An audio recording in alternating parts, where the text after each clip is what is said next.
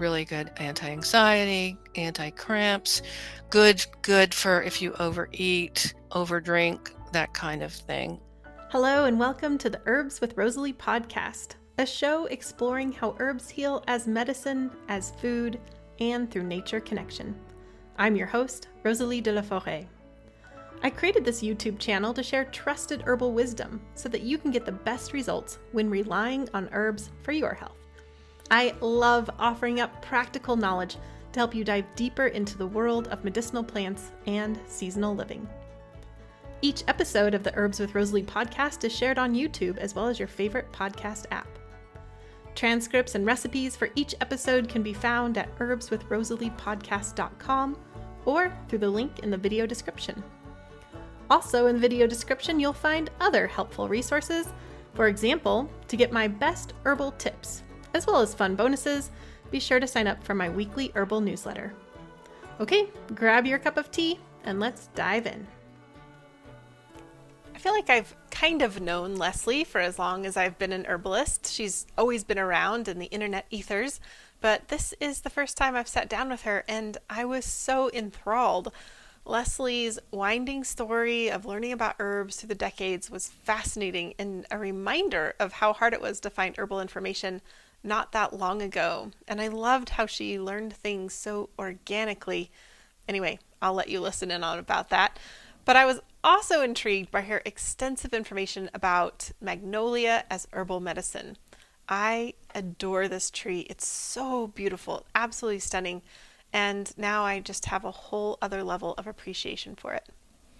For those of you who don't already know her, Leslie Williams is an experienced herbalist who finds wisdom in conversations with trees and rivers. She believes that herbalism is the best work in the world, full of both delights and heartaches. Growing up in the woods and swamps of North Florida, she spent her childhood plowing with a horse and wildcrafting meals. Leslie is trained in basic five-element theory and Ayurveda, as well as rural Southern herbalism, and has spent years reading worldwide clinical research. With 58 years of Zen meditation and many years in recovery, she brings a wealth of knowledge and personal experience to her practice. Leslie, I'm so thrilled to have you on the show. Thank you so much for being here. I'm really happy to be here and to be a part of this. I really appreciate your asking me. Thank you. Oh, it's an absolute pleasure. I'm so excited to talk about tree medicine. I'm so excited to talk about Magnolia, one of my very favorite trees. And I'm also excited to hear your story because it's not one that I know. So I'd love to hear how you got started in all this. Well, I usually have to keep my introductions to 3 to 5 minutes, so it's gonna be, you're gonna have to probably rein me in at some point, so that I don't spend an hour just telling about the fun I've had being an herbalist for 50 years. But yeah, let me get going and then leave time for Magnolia for sure, 'cause I'm really excited to spread the word about it. So now, at the moment, I live outside Atlanta, Georgia. I've lived a lot of places around the country and the world. But I grew up in North Florida, and both my grandparents had, both sets of them had small farms. We were poor, but we just didn't realize it. But So we grew up, I grew up foraging for all kinds of wild berries and wild foods and gardening and driving a tractor and herding cows and that kind of stuff that you just did. And I learned how to plow with a horse, which was a skill not many people have anymore. Um, but canning, and then using home remedies. My family wasn't very keen on going to the doctor, so unless there was, we couldn't stop the bleeding or something, we took care of it at home. Um, so that was, nuts and berries, whatever there was. But my family was kind of unusual. They were like, my mom ended up going to night school and getting a PhD, but she also could see auras and she could witch water with a forked stick. So there was a lot of the old South in there too, and the old traditions. Um, and because we lived on a river but there were lakes, there were creeks, and we spent a lot of summers with kinfolk up in Western North Carolina. The woods were always my safe place. That was the best place to be always. So I think that really helped a lot too. And if my mom thought you were getting a cold, she took you to the beach. I mean, and it usually worked, going to the beach in North Florida was pretty good remedy. So that was a really good start for me with herbal medicine because it worked and because we did it ourselves. And that was probably the best. It was a good childhood that way. As an undergraduate, I I didn't know what to do, so I majored in Latin and Greek. So I took like 7 years of Latin in high school and college, and then I learned classical Greek. So I've read all of the old herb books that a lot of European and North American herbalism is built on in the original.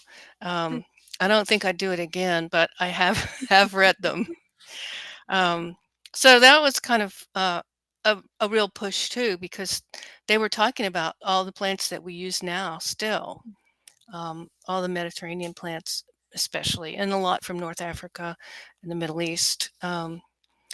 Then after that, I worked in food co-ops, and that was really my gateway into th- the the whole thing of being an herbalist. I think because um, there were food co-ops, and they were everywhere through the all through the 70s into the 80s. I started in Athens, Georgia, and at People's Foods, and we had an herb department, of course. We helped a lot of the food co-ops all around the country started Frontier actually at the time because we couldn't get herbs that weren't irradiated, that were clean. It was started as a co-op back in the day. Um, and there used to be great, every summer Frontier had a big party, and we would lots of folk. I used to go out there to meet other herbalists. I met like West Coast herbalists up there in Iowa, Norway. Um, so that was kind of a really good thing. And then food co-ops, and then I ended up moving through a few more food co-ops to Atlanta, which was Savananda, which was a great mother of food co-ops in the 70s. We were the biggest herb department this side of Boulder, where Bridget Mars was running an herb department. But over here on the East Coast, Savananda was the place. We were bigger than even Boston. So I had like 500 bulk herbs, and Wow. people would come into the store 7 days a week, and they'd say, "What's this good for?" And as I worked my way up, which I did pretty fast, I had to learn what they were good for. And luckily we had a book department as well. So I just read everything that was in print, which wasn't all that much. There was Dr. Christopher and Alma Hutchins and a few odd things, but not a lot of resources. So I learned so much from the people that came into the store. And this was like a lot of, especially older people, white and black, here in urban Atlanta, which was the most cosmopolitan place I knew of at the time, really, um, who would tell me what they used things for. And I just was going to totally learn that from them. And then I would also have to go home at night and figure out the answer to the next question and ask so I could tell them next time they came in. You just go home and you'd like Google it. Is that what you're You Yeah, right. Not so much. not so No. much. Wouldn't that be nice? No. No. And, yeah, so as I got to know more herbalists, there weren't that many. There were probably just as many here as there were, like, on the West Coast or up east. Um, there was that whole gang that started the American Herbalist Guild on the West Coast, and then, um, New York, New Jersey, New England. there was a group. There were lots of us down here. We just never marketed. We never got the marketing that most of the rest of the country got. But anyway, food co-ops were a really, really big step for me. And working then as natural food and herbs got to be an industry, the companies that were there, like Bach Flower Remedies, they're like, oh, we want to train you to understand Bach flower remedies. And I would always go, yeah, train me, take me for 5 days and train me, or all the homeopathic companies or different places. So I learned a lot, like even from the corporate up and coming people. And, we used to sell rosemary glad stars, traditional medicinals when it was in a brown paper bag. Um, that was something we just never knew, it was going to ever make it.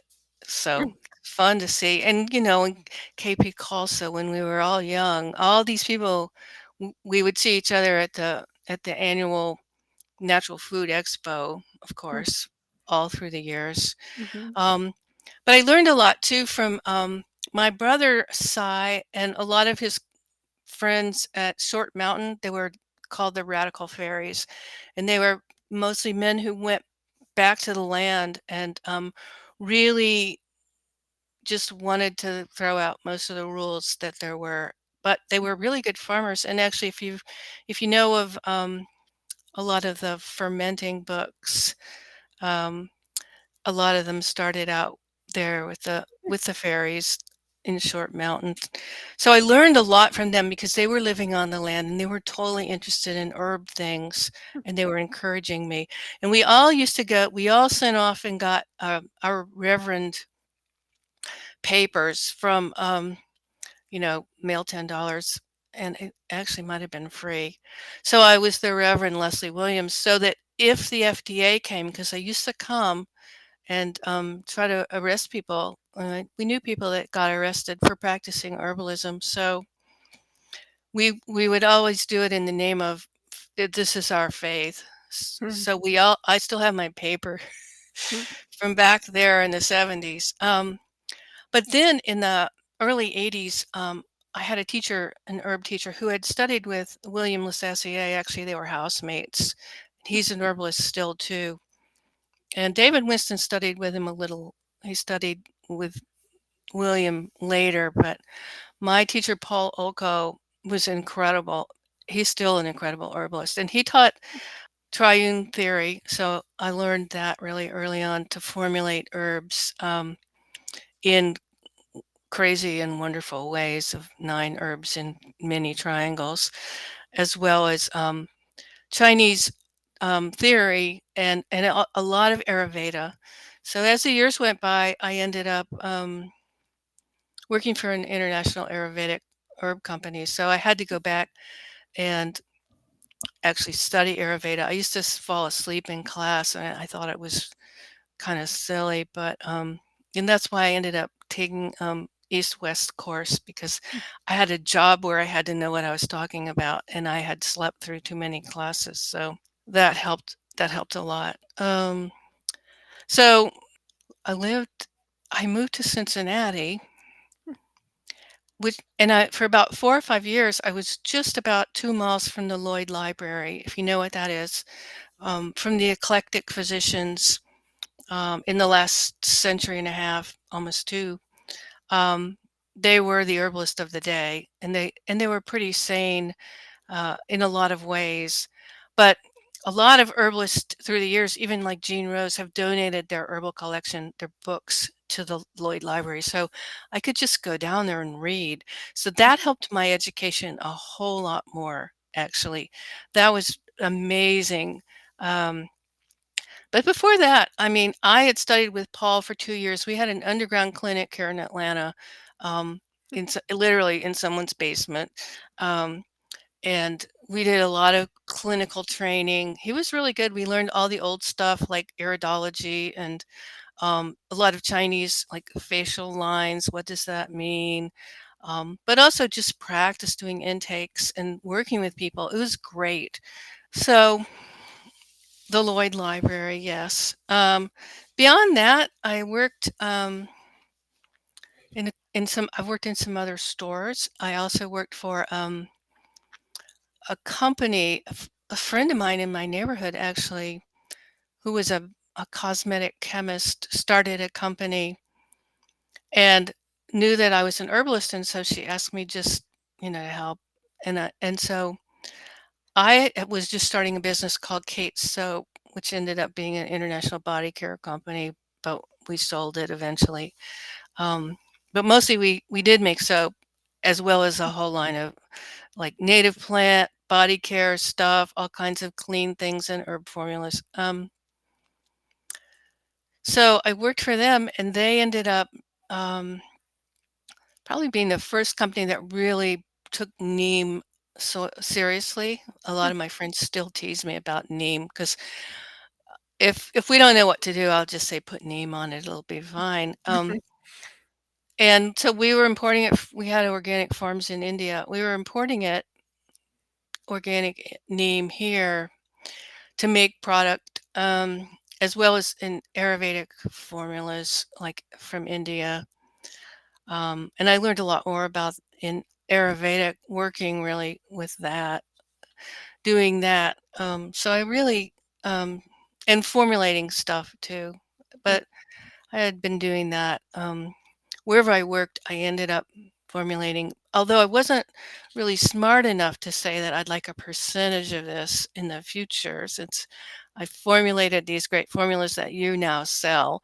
But it was all good. It was just all good. So after that, I worked a lot of music festivals around the country, mostly women's music festivals. Um, so you'd have 4,000 folk, sometimes off the grid, sometimes we'd have minimal electricity. Some of them were back to the land people, and uh, some of them, lived in cities, but it was like I'd be there for probably 4 weeks. The festival would only be like 5 days, but everyone who had never been to a doctor in a year would come to it wasn't really first aid kit, it was like healthcare. And Wow. and volunteers could come. We had volunteers work, healthcare, a lot of times from all over the world. So I've worked with, like, doctors from all different countries. I've worked with people in like, chiropractors, but, um probably things you wouldn't like. Well, I grew up in the South, so I'm not that opposed to laying on of hands. I'm not a big fan of holding snakes, but laying on of hands as healing, I do take seriously. And I mean, I did see, pretty interesting things from people who would work with us, in healthcare. But um, we didn't usually have a lot of terrible first aid, but a lot of too much partying and that kind of thing. But some people, and they would bring their kids and they hadn't been to doctors. So it was an incredible education, every summer, spending several weeks, you know, on the land with whoever showed up. And it was a real diverse group of people, let's just say. And That it was was primarily herbs that was being worked with in this? herbs was the primary thing. Mhm. Yeah, we didn't have a pharmacy or anything. We Yeah. mostly had herbs. And how are Um, you getting all those herbs? That's probably a we lot of would herbs. we would get a lot of donations. We would ask people we knew. We would ask the herb companies. Um, Probably, well, before Mountain Rose, but once Mountain Rose came, they were always helpful. Frontier always gave us a lot, and then sometimes even herb shops would give us things.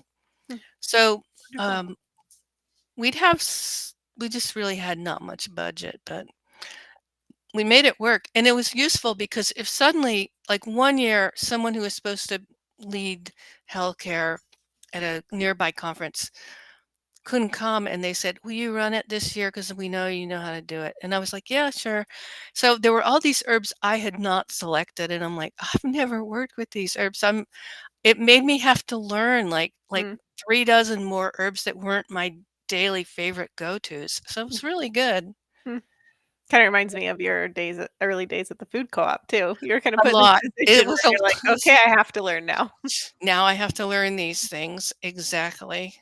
Um, so I took about 4 years off from pretty much herb stuff, and got a job for Air Canada, the airline, and I did that because I really wanted to travel, and I was pretty sure as a herbalist that wasn't going to happen to the extent that I wanted to travel. So I worked on computers. I wasn't like a flight attendant or a pilot. Um, in Tampa, Florida, I worked. Um, But it meant that I could go on my days off or my weeks off or my holidays. I could travel a whole lot. And so, and that worked out. And I've seen a lot of botanical gardens around the world, Hmm. um, and a lot of little herb shops and a lot of, you know, grocery stores in little towns in other countries. And um, that was a real bounty, but the thing that I didn't plan on working at for the airlines, basically it was in a big call center with, you know, a few hundred people, was that every single person there was completely stressed and they needed an herbalist. So I was like Hmm. so busy off shift because I suddenly had all these clients who were like they would do anything I suggested. They realized how stressed they were. Well, Um, yeah, so that was so when good. you say you took 4 years off, your 4 years off was It wasn't meeting really the stressed off. people that you worked with and traveling around to see herb gardens and herb Yeah, shops. it wasn't really Okay. off at all. No, I wasn't working in an herb shop or for a company, an international company, or doing that, you know. Yeah. But still, once an So herbalist, always an herbalist kind of thing. I know when I worked doing the neem, I did write a lot of press releases about neem that you probably could still find in a lot of magazines and things that got published because no one knew anything about it, and it was our job to make sure people did know what it was. Yeah, that was definitely useful in product development and educating people in any store that sold our products. Then we used to have online classes so they would know what are these Ayurvedic formulas. They didn't know.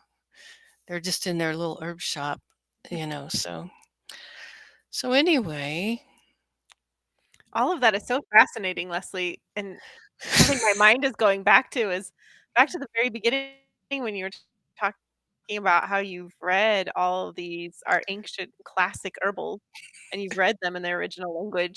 I don't think there's a lot of herbalists who can say they've read them in English, much less in the original form. I'm wondering if you have any, I don't know, like a takeaway, something that stuck with you that you found that was interesting through that process, or I basically want the cheat sheets that I don't have to read them in the you, originals, but I want you you to know, tell me. you I don't don't want want to to. read. They're Yeah. kind of, you know, yeah. We do need a cliff notes for those. And the translations I've read are not that great. Mm, So I'm not sure what to say. It's all come down to us pretty clearly, mm, you know, from the Greeks especially. Because the Greeks were so great, and as a classics major, I can honestly say they stole from everybody. They stole from the Persians. They stole from, you know, the North Africans. They stole from Egypt. They stole even from some as far away as India because of the Silk Road.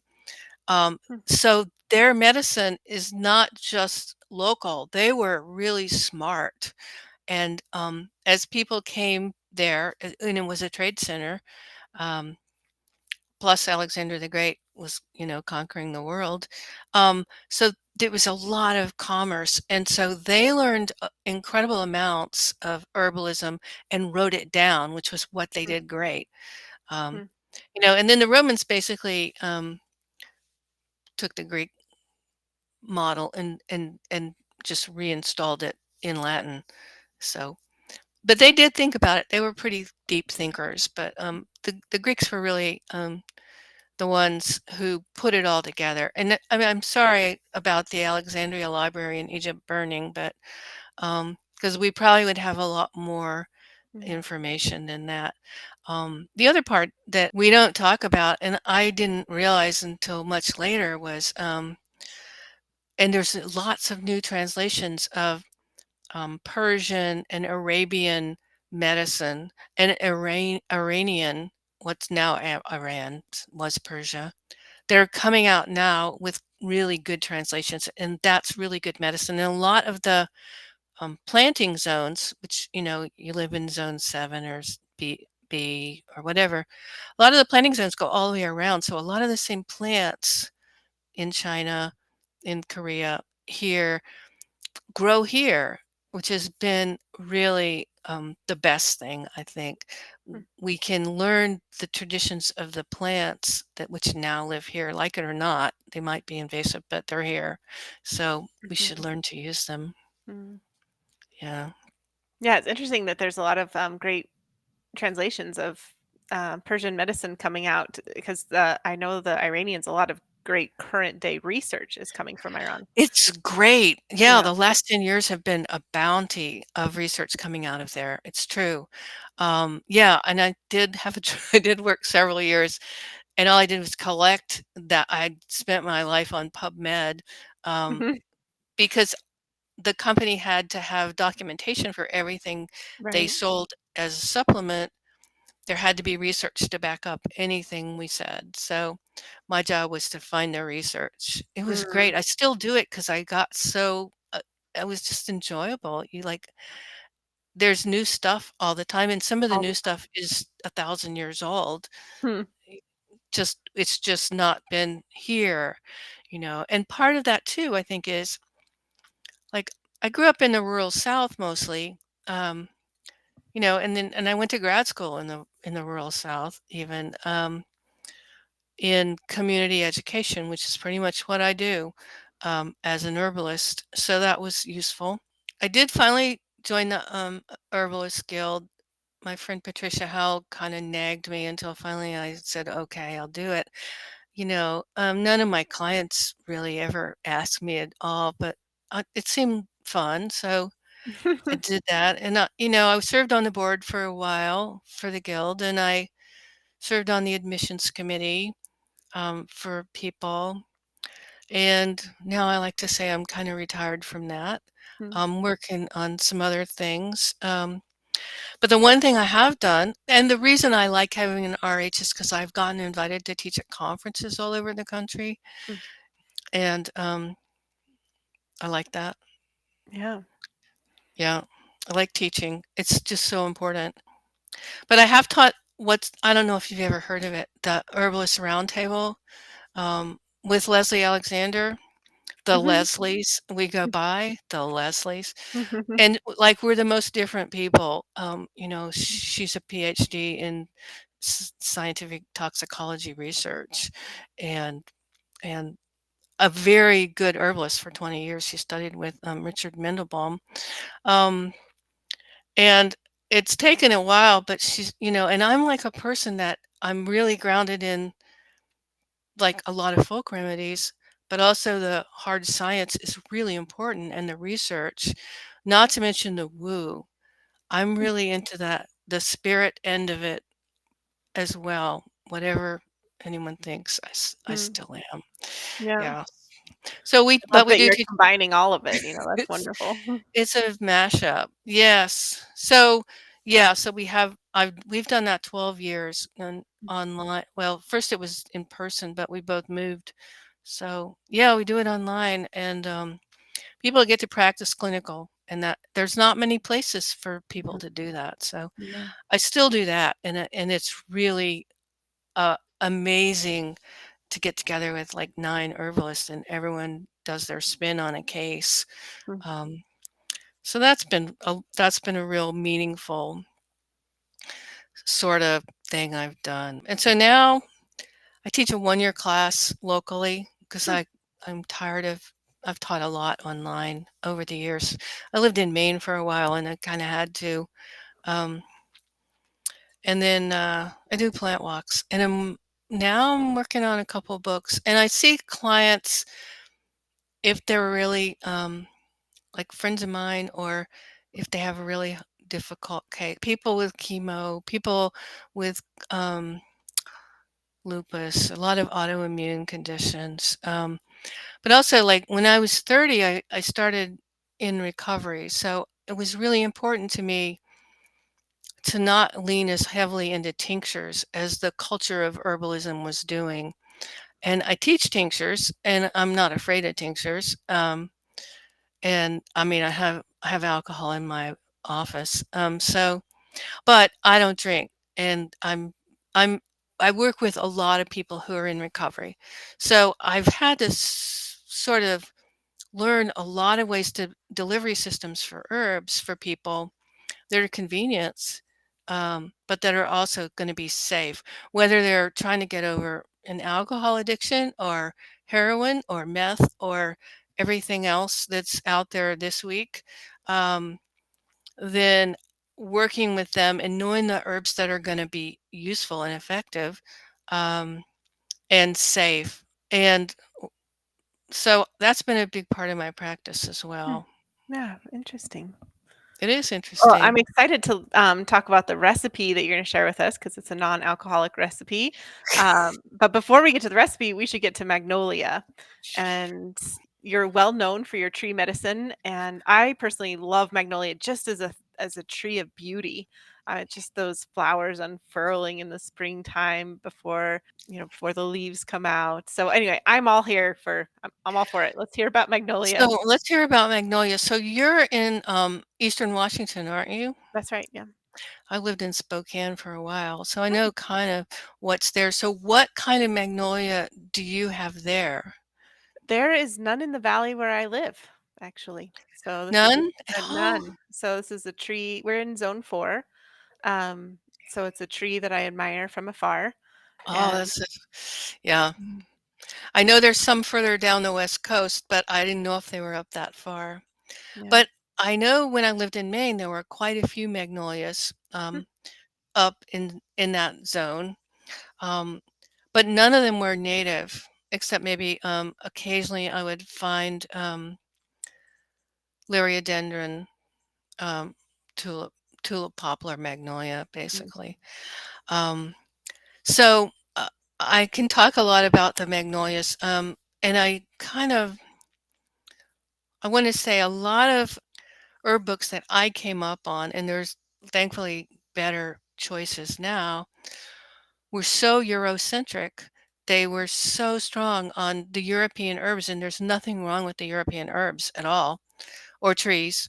Um, but the North American herbs that are native here and the medicines from here uh, kind of didn't get a lot of press, I'd just say.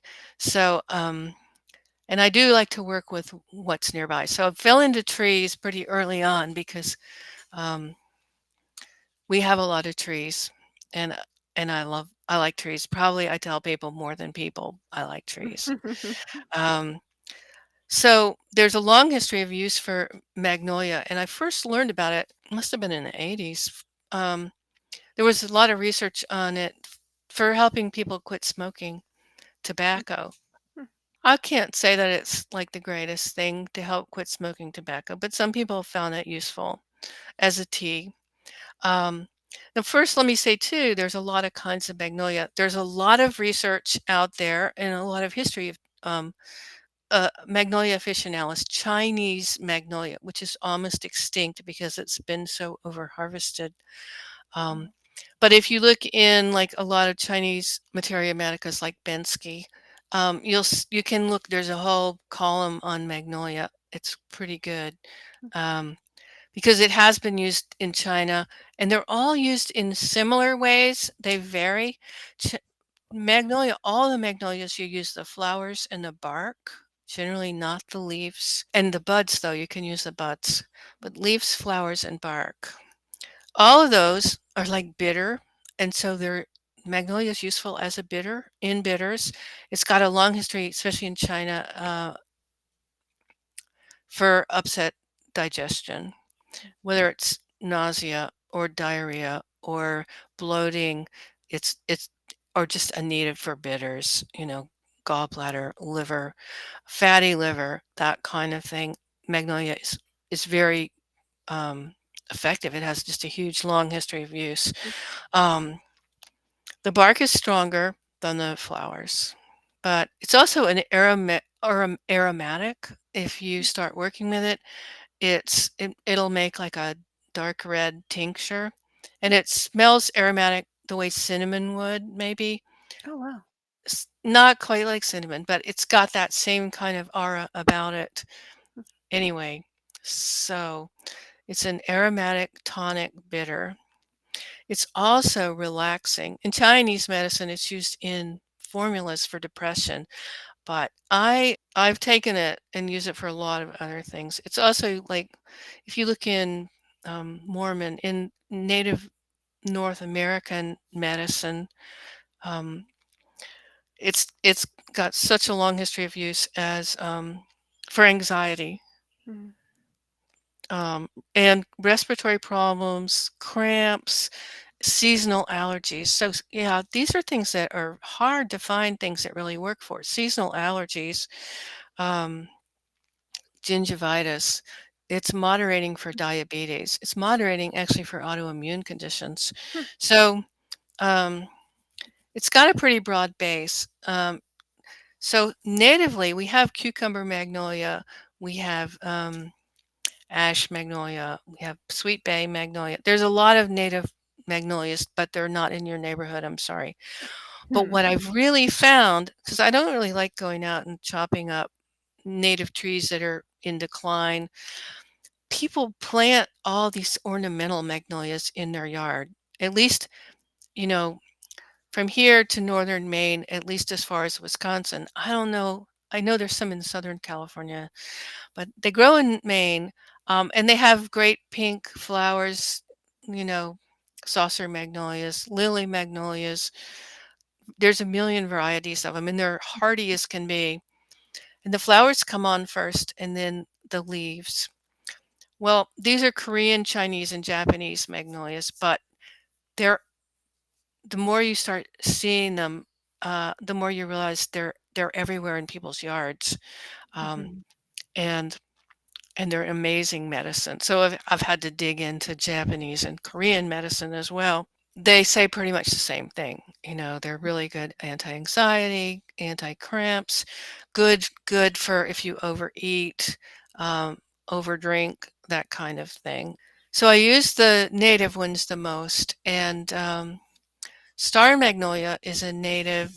I guess no, the saucer magnolias, the pink ones actually, if you can get those. The bark, you can just use the twigs as long as they're smaller than your little finger. You can use a whole twig, just cut it up, put it in a cup of tea, or put it in a jar with your alcohol. 40% is fine to make a tincture, or put it in vinegar, apple cider vinegar, 5% acidity. And and there you go. Let it sit there for a while. And I'll talk about some more attributes just for a minute. So magnolia is antimicrobial against staph, strep, and shigella. I mean, it's so useful. Antiviral is also used for pain relief. I wouldn't use it for like bone pain, that kind of pain, but it's good for tooth pain. It's good for achy joints pain a lot. And the way I've used it the most is for muscle pain and back pain.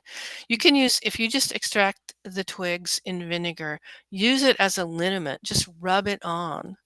Um, you might want to add some blue vervain or skullcap, but it's fine by itself. Magnolia bark, magnolia twigs as a liniment, if you have muscle pain, cramps, it's great. But you can also drink the tea. Um, and the tea is very effective. The ornamental magnolias are probably the most sleep inducing, and I've worked with a lot of people with chronic insomnia and found that a cup of magnolia bark tea before bed, it could be a small cup, it doesn't have to be real big, can really relax the anxiety they hold in their body enough that they can sleep. Um, Seems like there's a lot of like tension relieving. Like, if like anxious person tends, the anxiety often will tense this up, and you keep mentioning it like for cramps and back spasms, like all that. So there's a very much of a tension releasing quality. yes, and that's why I think people that do a lot of heavy work too. Back, they get muscle pulls in their back or their legs. It's so good for that. And just keep going back to it. It Mhm. really does work. The way that it's probably the tastiest, I mean, it's pretty tasty as an alcohol tincture. And the recipe that I gave you, is to Yeah, let's extract chat it. about it. Huh? Let's chat about it. The Let's chat about it. yeah, Okay. the oxymel. The oxymel. So Yeah. you've already got your extracted vinegar of the bark or the twigs. And I would never use bark if I can get twigs. I'm not going to go peel the bark off a tree. If there's a branch, then I might peel the branch if it comes down in a storm, but Mm, I'm not going to go take the side off of a tree. But anyway, the twigs are great, and it has pretty nice hunky chunky twigs. That are really easy. They smell really good. Um, so all you have to do, you can use the folk method. You don't have to weigh and measure with this, with the Noxamel, and cover it, let it sit. I mean, if you're in a huge rush, you could put it in your crock pot um, for 24 hours. Um, but be sure and either put it outside or put a lid on it, because then otherwise your whole house will smell like vinegar, and people, if you live with someone else, will complain. So so but that's easy. It's easy enough to just let it sit, and it does a great job, and you'll see it changes color. Strain it out, and then oxymels are kind of tricky, and you'll see if you look up recipes for oxymels. Um, some of them will say 50% vinegar extract, 50% honey. Mhm. Some people will say different amounts. You have to do it to taste, because every tree is different every time of year, and you're going to get a different extract. So you really have to be an herbalist and taste it and decide. Some people I know who are very good herbalists, who and actually one of my apprentices, they like to make their oxymels by putting the honey in at the very beginning. And that's fine if they want to do that. But because I never know how sweet it's going to be, and I don't have a tolerance for things that are super sweet, I like to wait and just put it in a little at a time until I'm happy. Also, if someone is diabetic and they're really careful about their blood sugar, you can use glycerin instead of honey. Mm, It's not going to impact their levels of blood sugar, that's glucose a levels. great tip. Oh yeah, that's really important. Mm, And it's important to remember too that I don't want to get off topic too far, but you can make some of the best oxymels are like Magnolia makes an excellent one. Willow bark makes a fantastic oxymel for pain. Um, it works pretty long, probably longer than it takes it's a little slower to work, but it lasts longer than oh, interesting. alcohol tincture. So if you want to time release it. Um, and then there's some other things. Rose hips make fantastic Mhm. oxymel. Um, anyway, that's another whole class, I That's guess. another whole glass, yeah. I don't wanna take up too much time on that, but, Yeah. they're amazing, and I know there was quite the generation where everyone wanted tinctures. There's no s oxymels aren't shelf stable, glycerins aren't shelf stable, and I've had glycerins last 5 years fine, no problem. An oxymel will lose a little of its zing, after a year or a year and a half. Um Yeah. but it still works. It's just not the vinegar doesn't have that edge to it Mm. that we like. Well, that's fabulous. This is gonna be a fun recipe for people to try out, and I can't wait to hear I what hope folks so. think. So if you wanna download your recipe, you can go do that at herbswithrosalie.podcast.com, and we have a beautiful illustrated recipe for you so you can get all the ingredients and all the how-tos. If you identify a magnolia, which is pretty easy when they're blooming, there's nothing else like them. We have southern magnolias here. I really don't use them because I don't like how they taste, but I love all the rest of them, the native magnolias, as well as especially the ornamentals. Um, because they actually do taste really good, and they are really useful for sleep. Um, but the flowers, you can pickle them like ginger. Mm. There's some good recipes on YouTube. I should have sent you one.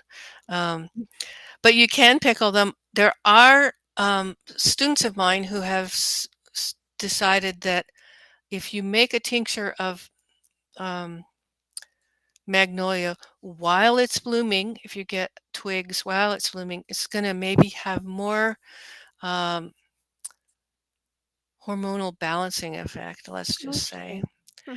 I don't know, but it makes a really good pickle. The buds, as well as just the flower petals, all it is vinegar, sugar, a little bit of salt, and they're delicious. Yeah. Hmm. Wonderful. Yeah. Well, thank you for sharing so much about magnolia. I knew kind of this that it was kind of worked with for anxiety and maybe for sleep, but you've really opened my eyes to this beautiful, beautiful tree. And speaking of trees, I hear that you're working on your book, Tree Medicine. The tree medicine book. Oh, yes.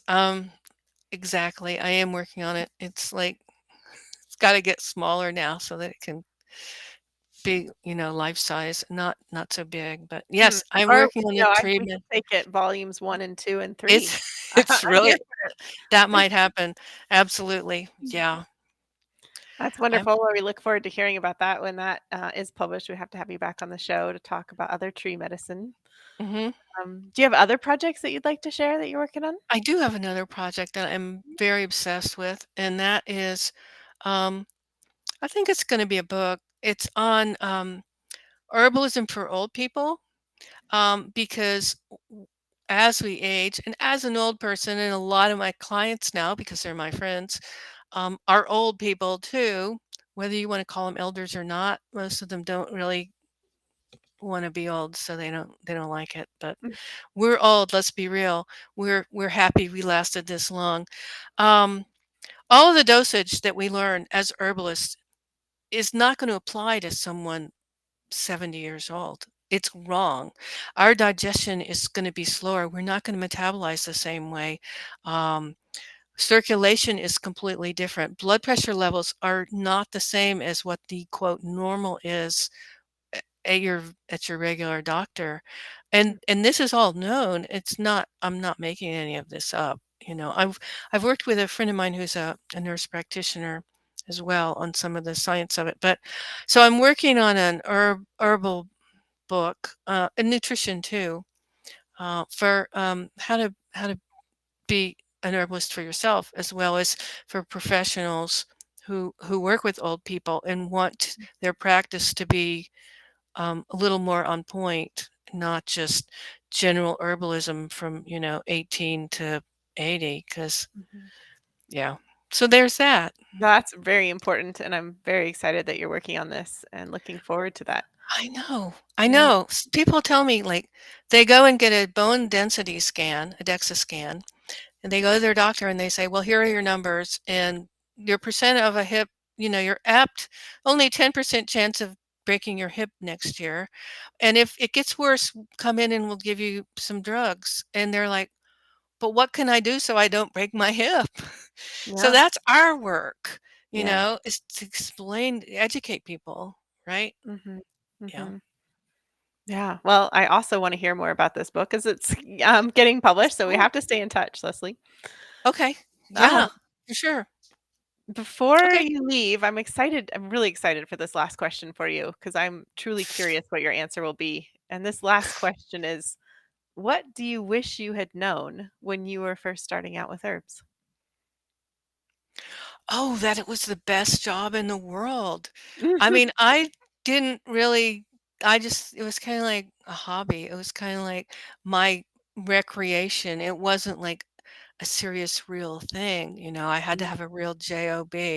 And, and what I've learned, I wish I'd learned it sooner, is that, yes, t I can be an herbalist. Whatever else I'm doing, even if I have a day job or a night job, which I've certainly had through the years sometimes, um, to own it, and be an herbalist and do the work of it. I mean, because you're never done learning. It's Hmm. so wonderful. You're always going to be a student of herbs. Um, and and it's also the best people in the world. Hmm. So, I mean, really, I think that's the most important thing. I wish I would have known. Um, I mean, I had a passion, but I still didn't. I could have given it a little more early on. I think, when I Hmm. had all that energy. Hmm. Well, you have had an impressive plant path, Leslie, and I love that you've learned through so many different avenues. I mean, just hearing your life story of how you've learned about the plants and how you just keep showing up for the plants, all of it. I mean, I think that there's so much teaching in that in itself, really. Hmm. Thank you. Yeah. Well, thank you so much for being on the show. Thank you for sharing so much wisdom about Magnolia. It was wonderful to finally meet you in person. It was great to meet you in person too, because I've always sung your praises, but I've never actually talked to you because I don't go to conferences out west very often. So yes, Yeah. good. I'm so glad you're in the world and doing this work. Oh, that's how I feel about you. Thank Yay! you so much, Leslie. You're welcome. All right. As always, thank you so much for being here. Don't forget to head over to the show notes at herbswithrosaliepodcast.com to download your beautifully illustrated recipe card and to get a transcript of this show. There, you'll also be able to sign up for my weekly newsletter, which is the best way to stay in touch. You can also find more from Leslie at ordinaryherbalist.com. If you'd like more herbal episodes to come your way, then one of the best ways to support this podcast is by subscribing on YouTube or your favorite podcast app.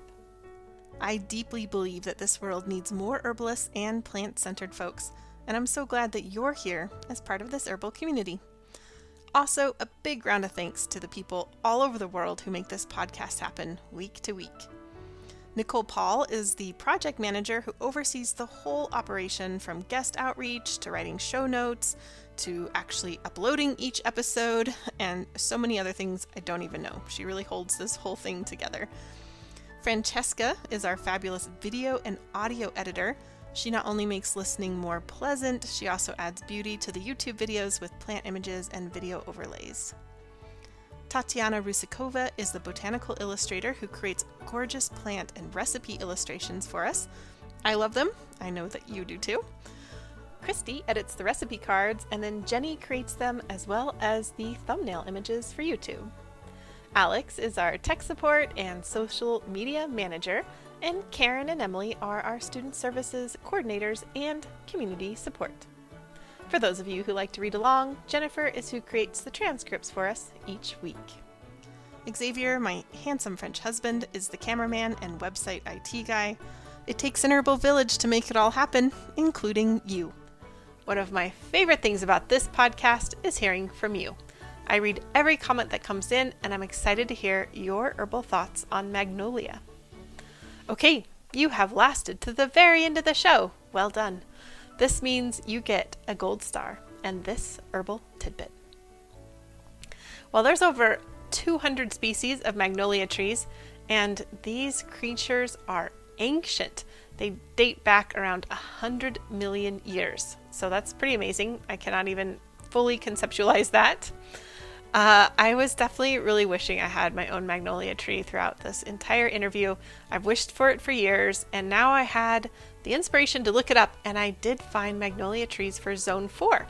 So now I want to plant my own. I'm already thinking about where I'm going to do that at. And, if you know me by now, it won't surprise you that I went over to PubMed to see what studies had been done with magnolia. Unfortunately, I didn't find many clinical studies at first glance, but I did find this interesting one. It was looking at a combination of natural remedies for menopausal women. So in this study, 44 women received a combination of soy isoflavones, lactobacilli, magnolia bark, extract, vitamin D3, calcium, and magnesium. So that's quite the combo there. And then another 45 women were given simply calcium and vitamin D3. And it was found that those were taking the formulation with the magnolia bark extract had significantly less flushing nocturnal sweating, palpitations, insomnia, anxiety, mood depression, irritability, vaginal dryness, and libido loss than those who were simply taking the calcium and vitamin D3. So that's pretty amazing. The study was from 2006. I'd love to see more recent studies looking at this because that's pretty fascinating. Well, I'm looking forward to growing my own magnolia tree and working with this beautiful and ancient tree more closely. And as always, I'm excited to hear your thoughts on this interview and magnolia.